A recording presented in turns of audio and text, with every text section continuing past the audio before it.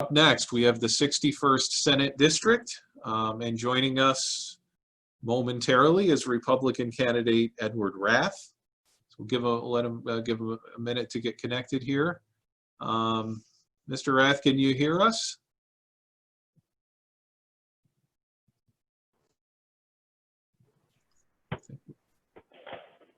There he is. Okay. Yes, I can. Good morning. Good morning. We provided 4 questions, and we'd like to ask you to begin by addressing the question about how you would look to promote housing opportunities for people with intellectual and developmental disabilities.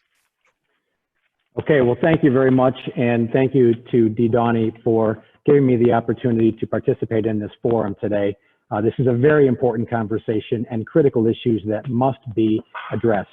The housing issue when it comes to people with developmental disabilities is a huge challenge that right now I don't believe New York State is prioritizing nearly enough. We have the transition from institutional settings to integrated settings that must be occurring, and New York State has lacked transparency, prioritization, and accountability with regards to this issue. To me, this is about communication, this is about focus, and this is about inclusion. And right now, New York State is choosing this housing issue as an afterthought. I think it's very, very important that we look at creative thinking and creative ideas when it comes to housing, and we should leave no stone unturned when it comes to housing solutions across New York State. One idea, and thinking about this question that I had, was the potential utilization of the Dormitory Authority for construction of integrated settings. That's another way in which we can find resources, perhaps through bonding and creative funding, to address this problem, which right now is not properly addressed in New York State. Okay, thank you very much. The second and final question is from representing the DDAWNY Family Committee, Nancy Bojanowski. Hello, Mr. Rath.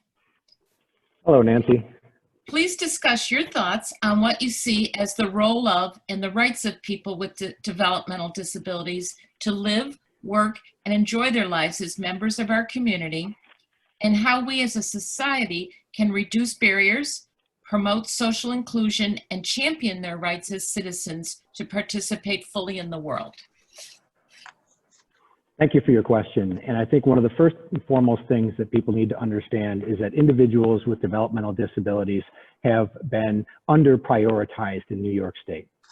For the longest time, New York State has not given the commitment, the resources, or the programming for providers as well as workers who are trying to be a part of this community and provide the critical services into this community. So first and foremost, we need to have proper funding and proper collaboration for people with developmental disabilities. Secondly, one of the things that we need to do is make sure that all the adequate and necessary resources are dispatched and allocated into this community. A lot of times New York State has either underfunded or has a misallocated and fraudulent resources that need to be properly allocated into the people that need it the most, and that's the individuals with developmental disabilities.